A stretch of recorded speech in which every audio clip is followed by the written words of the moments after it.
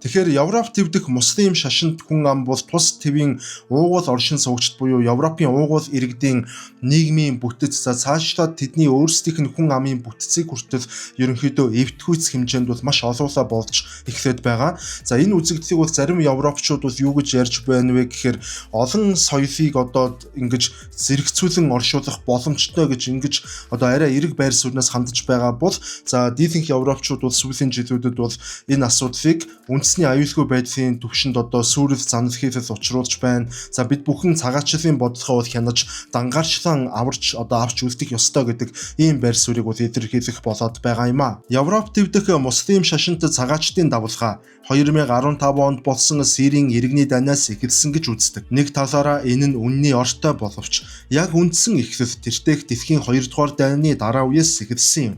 Дэлхийн дайны дараа дайны хөлт бүрэн эвдэж сүдсэн Европ твийг сэргээн босгох зорилгоор 1950-ад оны дунд үеэс эхлэн асар олон тооны хямд ажиллах хүчийг ойрох дорндын улс орнуудаас Европын улс орнууд руу оруулан ирж өөрсдийн нийгэмд уусгаж эхэлсэн байдаг.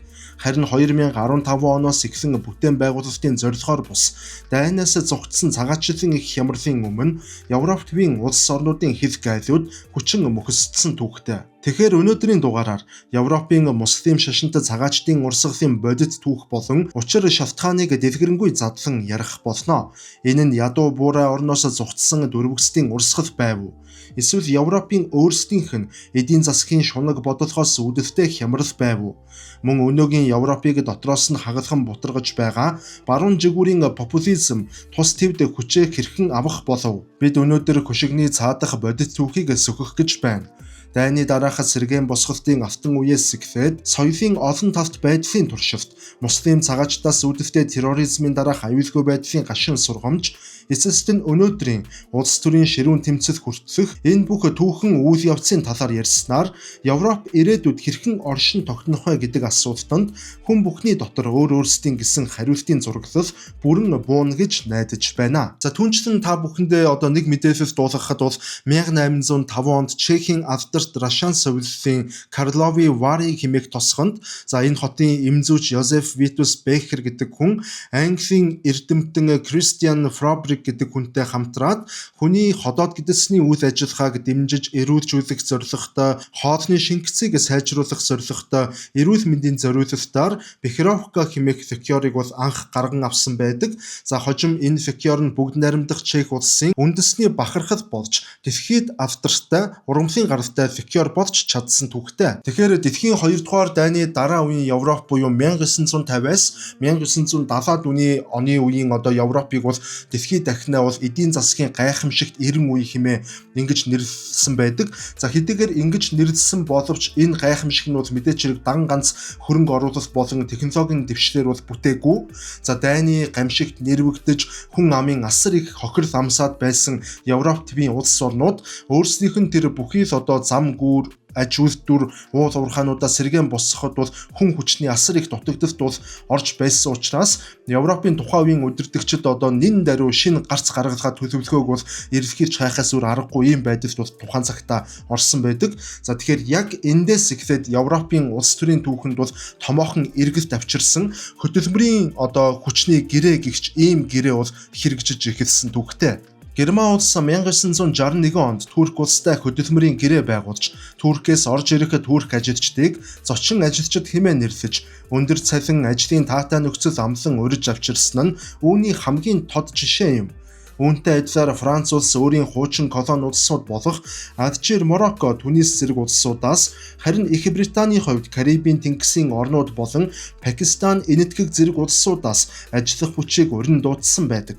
Гэхдээ хамгийн гол зүйл нь тухайн үед Европын засгийн газрууд болон Европод ирсэн ажилчид хоёулаа яг ижил нэгэн төөрөгдөлтэй байсан нь энэ бүх харилцааг төр зургийн харилцаа хэмээн үзэж байсанд оршиж байв. Илүү задлаад ярих юм бол Турк болон бусад орнуудаас ирсэн ажилчид Европт хэдхэн жил ажиллаж мөнгө хуримтлуулж байгаад эх орондоо буцаж очих төлөвлөгөөтэй эрсгэлсэн байдаг. Мөн Европын улс орнуудад ч тэднийг зөвхөн ажиллах хүч төдийхнөр харж хизээ нэгэн цагт нутаг буцна хэмээн тооцоолсон юм. Гэвч бодит амьдрал хэн хэнийх нь анхны төлөвлөгөөнөөс эрс өөрөөр эргэж эхлэв. Ажилчид Европод суурьшиж гэр бүлээ авчирснаар асуудал зөвхөн ажлын байр бус нийгмийн амьдрал, сургууль соёл руу шилжиж эхлэв. Тэдний үр хүүхдүүд Европын сургуулиудад суралцсаж, тухайн орны хэл соёлыг өөрийн болгож, гадаад ажилчдын хүүхдүүдийн ирээдүй Европын хувь заяатай холбогдож эхлэв. Улмаар 1970-ад онд дэлхийг нөмөрсөн газрын тосны их хямралаар Европын эдийн засгийн өсөлт зогсож, зочин ажилчдын хөтөлбөрүүд аль биесээр зогссон боловч нэгэнт Европод ирж суурьшаад байсан муслим шашинд иргэдэг буцаах нь хэдийнэ боломжгүй зүйл болсон байв. Ингээд нэгэн цагт зөвхөн ажиллах хүч гэж харагдаж байсан тэдгээр хүмүүс нь Европын нийгмийн салшгүй нэг хэсэг болцоож өөрсдийн сүм хийдүүдэд барьж өөрөн гисэн хорооллуудаа үүсгэсэн нь Европ төвд анхны олон соёлт нийгмийн эхлэлийг тавьжээ. Энэ бол зөвхөн эдийн засгийн сэргээн босголт төдийгүй Европын хүн ам зүйн бүтцийг эргэлт босолтгүйгээр өөрчилж хожим өнөөдрийн нийгэм улс төрийн олон ээдрэттэй асуудлуудын суурийг тавьсан түүхэн үйл явц байв. Улмаар 1980-аас 1990-ад оны үе гэхэд бол Европын улс орнууд нэгэн бодит үнэнтэй бол яалчгүй нүүр тулгарч эхэлсэн байдаг. Тэр нь ямар үнэн бэ гэвэл тэртех 1950-аас 1970 оны хооронд ирж байсан тэдгээр зочин ажилчид хэмээх одоо гадны иргэд нь хизээж эргэж нутаг руугаа буцаж явахгүй гэдэг нь бол нэгэнт тодорхой болоод Европ даяараа үүнийг бол хүлээн зөвшөөрж эхэлсэн байдаг. Тэд нэр Европын газар нутаг дээр өөрсдийнх нь хүүхдүүдийг төрүүлж өсгөж 2 болон 3 дугаар үеийнх нь бол одоо хэдийнэ Европод бол төрж эхлээд байсан. За энэ үеэс одоо Европын улс төрийн хүрээнд бол олон соёлт нийгэм буюу за соёл болон шашин амьдралын хэв маягаараа ялгаатай иргэдийг хэрхэн нэгэн дээвэр дор эв найртай амьдруулах вэ гэсэн тийм томоохон нийгмийн туршилт бол аль бие ёсоор эхэлсэн гэж бол үздэг. Энэхүү туршилтын үндсэн философи нь уусах бус харин зэрэгцэн орших зарчим дээр тогтож байв. Европын улсуудад цагаачдыг өөрсдийн уламжлалт үнэт зүйлсээ орхихыг албадалгүйгээр тэднийг нийгмийнхэн нэг хэсэг болгон хүлээн авахыг хичээв. Гэвч энэхүү бодлогооны хэд хэдэн сорилттой тулгарсан юм. Эхний томоохон сорилт нь соёлын ялгаа ба үнэт зүйлсийн мөргөлдөөн байв. Ирсэн цагаачдын ихэнх нь муслим шашинтай орнуудаас ирсэн тул тэдний өдөр тутмын амьдралын хэвшил, гэр бүлийн харилцаа, шашин үзэл бодол нь Европын либерал өрөндийн үнэт зүйлстэй зарим тохиолдолд зөрчилдөж байв. Эмэгтэйчүүдийн эрхээс эхлээд шашин болон төрийг тусгаарлах үзэл гэх мэтээр асар олон зөрчилдөөн болон ондоошил тэдний дунд оршиж байв. Түүнчлэн олон соёлтой нийгмийн нэрэн дор цагаачид өөрсдийн гэсэн нягтршил бүхий хорооллуудад төвлөрөх болж эхлэв. Энэ нь тэднийг Европын нийгмийн үндсэн урсгалаас тусгаарлаж хэлний бэрхшээл болон ажилгүйдлийг улам бүр нэмэгдүүлэхэд хүргэсэн юм.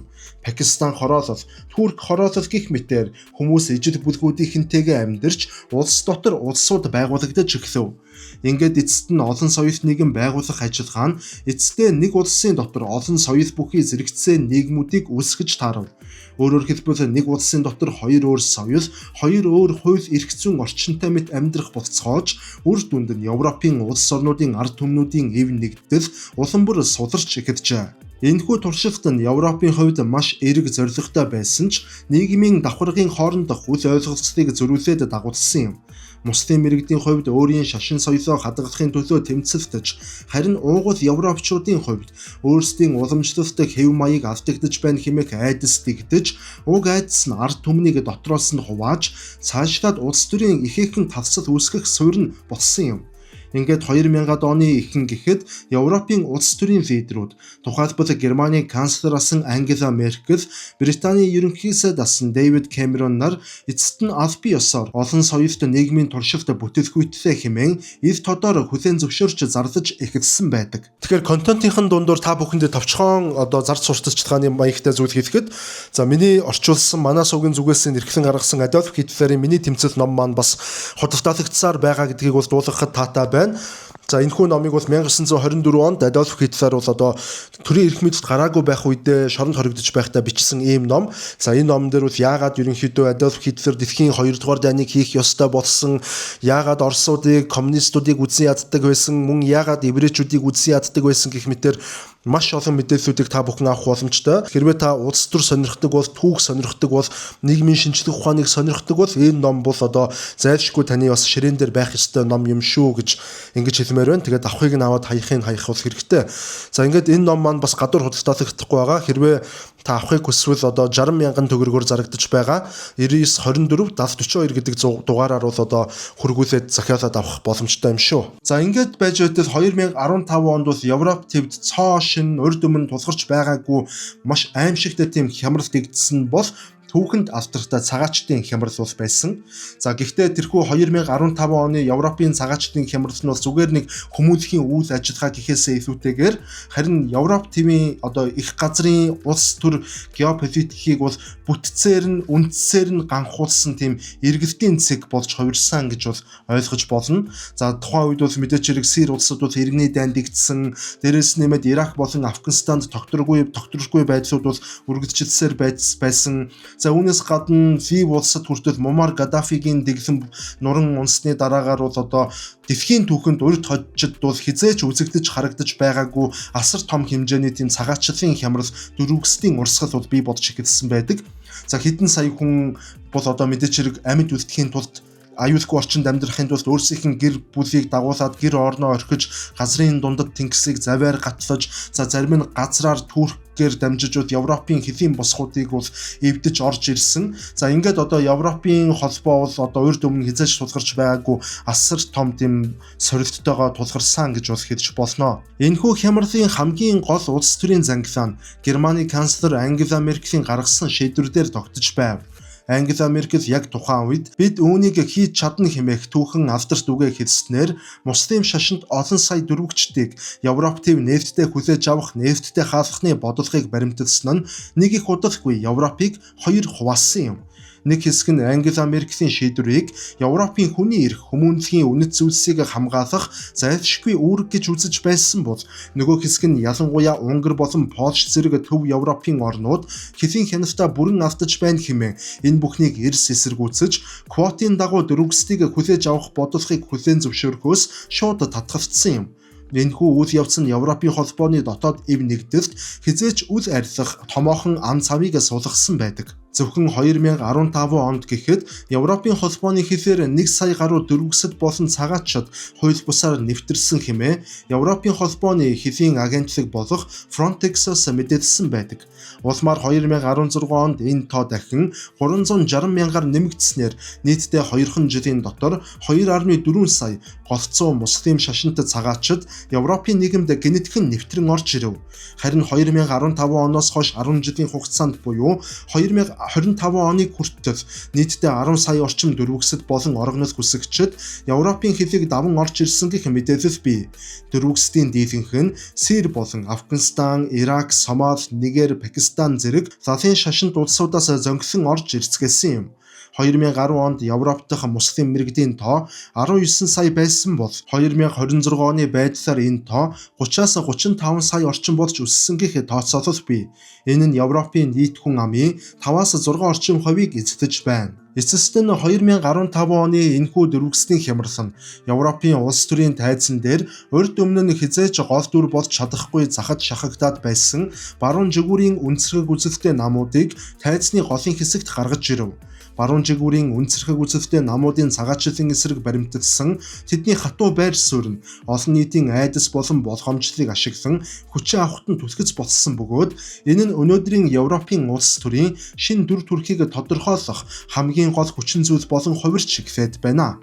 Тэгэхээр 2015 оны цагаачлалын хямрал бол Европын нийгмийг бол нефттэй, хүлээцтэй байдалд бол одоо асар том ан цав үүсгэсэн бол за үүнийг дагаад гарч ирсэн бас цуврал террорист халдлагууд болсныг одоо бид нар бүгдээрээ санаж байгаа. За эдгээр халдлагууд бол одоо Европын ард түмний дефин хийх нь энэ цагаачлалын асуудалд итгэх итгэлийг нь бол бүр мөсөн унтрааж нураасан үйл явдлууд болсон гэж бол дүгнэж болно. За аюулгүй байдлын асуудал нь бол одоо цагаачлалын талаарх хэлэлцүүлэхийг хүмүүнлэгийн талбараас бол бүрэн авч хаяад өөр талбар буюу одоо үндэсний аюулгүй байдал гэсэн маш том маш чухал талбар руу бол шууд ширжүүлсэн үйл явдал болсон гэж ингэж дүгнэж болно. 2015 оны Парисын халдлага 2016 оны Брюссел болон Берлиний хавталхууд нь Европын иргэдийн өдөр тутмын амьдралд айдас хүчсийг суулгасан бөгөөд эдгээр хавталхыг үлдсэн этгээдүүд нь ихэнхдээ Европын өөрийнх нь хөрсөн дүсэж торинсон 2 болон 3 дахь үеийн муслим шашинт иргэд байсан нь Европын засгийн газруудын зүгээс хэрэгжүүлж ирсэн гадаадын иргэдийг өөрсдийн нийгэмд уусгах бодлого бүтэлгүйцсэнийг бүрэн батлан харуулсан мэт сэтгэгдлийг олон нийтэд төрүүлсэн юм. Энэхүү айдас үл итгэцэл нь Европын улс төрийн тайзыг эрс өөрчилж, уламжлалт төв үзэлтэй намууд сул дорой байр суурьтай харагдах болсон бол үүнтэй зэрэгцээд Германы AfD, Францын үндэсний нэгдэл, Нидерландын PVV зэрэг барууны жигүүрийн популист намууд Европыг хамгаал, цагаачлалыг зогсоо гэсэн хатуу урайгаар сонгогчдын дэмжлэгийг хүчтэй татах болов. Тэд олон соёлт нийгэм хэмээх үзэл баримтлалыг шүүмжилж, оронд нь үндэсний ижилсэл, Европын уламжлалт зүйлсийг дээдлэх ёстой хэмээн сурталчлах нь Европын улс төрийн тавцсанд өнөөдөр хэвийн үзэгдэл болон ховраад байна. Мөн Европын ард иргэдийн нийгмийн харилцаач гүнзгий тавцалд оров.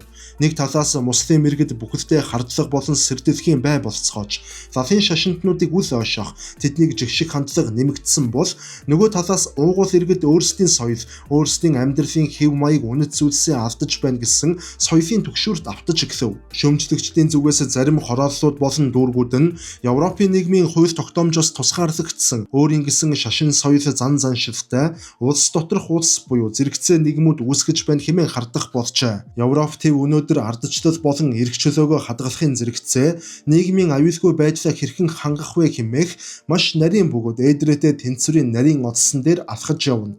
Энэхүү зөрчил тэмцэл нь Европыг ирээдүйд хааш нь хөтөлж тэд хэрхэн нэгдмэл байдлаа хадгалах вэ гэдэг асуулт өнөөгийн Европын улс төрийн гол халуун сэдэв болон хувираад байна. Гэхдээ Европын хүн ам өнөөдөр хөгшөрч төрөлт эрс буурсан энэ цаг үед цагаачид эдийн засгийн хувьд чөлөөтэй амьсгалах агаар нь болж байна. Өнөөдөр Европын улс орнуудын засгийн газруудад хоёрхан сонголт байна. Эхний сонголт нь гэвэл цагаачдыг зөвхөн ажиллах хүч бус нийгмийн амьдрал, улс төр, соёлын салбарт идэвхтэй оролцогчд болгож, өөрсдийн нийгэмд бүрэн уусгаж, өөрсдийгөө ч мөн тэдэнтэй уусгаж, холимог соёлт төв болох сонголт. Ингэснээр Европын үнэт зүйлс, Европын соёл хэмээх ойлголт ирээдүйд түүх болон үлдэх болно. Харин нөгөө сонголт нь Европ төв нээлттэй хаалганы бодлогоо өөрчилж, хаалттай болон хувирах сонголт. Европын орнууд өөрсдийн иргэдийн үнэт зүйлсээ өв уламжлалт ангаарчлан хадгалж, нэмж муслим шашинт цагаачид авахгүй байж, одоо байгаа цагаачдын тодорхой хувийг системтэйгээр гаргах явдал нь нэгэн том сонголт болоод байна. Ийхүү нэгэн цагт Европын империализм дэлхийд даяар тархаж, бусад соёлуудыг байлдан дагуулж өөрчилж, хаасайгүй колоничлалын бодлогоо хэрэгжүүлж байсан бол өнөөдөр дэлхийн бусад соёлууд өөрсдөө Европ руу нүүдэллэн ирцгээж, Европыг дотроос нь зөрүүлээд соёлын хувьд колоничлж эхлээд байна. Энэ бол түүхийн хамгийн гайхалтай эргэлт юм. Европ одоо өөрийн эртний уламжлал, либерал үнэт зүйлс, орчин үеийн олон талт байдлын дунд асар том сонголтын өмнө зогсож байна. Хэрв Европ энэ сорилтыг даван туулж чадвал энэ нь зөвхөн нэг төв төдийгүй хүн төрөлхтний хувьд өөр соёлын хүмүүс нэг хууль, нэг үнэт зүйлсийн дор хэрхэн тайван амьдарч болох вэ гэсэн асуултад өгөх хамгийн том хариулт болох болно. Харин хэрв чадахгүй бол Европ нь түүхийн уртад соёлын хувьд хэсэгчлэн хуваагдсан дотоодын зөрчилдөөнтэй мөн чанараа бүрэн гээсэн төв бодж хувирах боломжтой. Тэгвэл таны хувьд ирээдүйн Европын дүр зураглал ямархуу байдлаар төсөөлөгдөн бууж байна? Та доор сэтгэгдэл хэсэгт өөрийн бодлыг бусадтайгаа хуваалцаарай.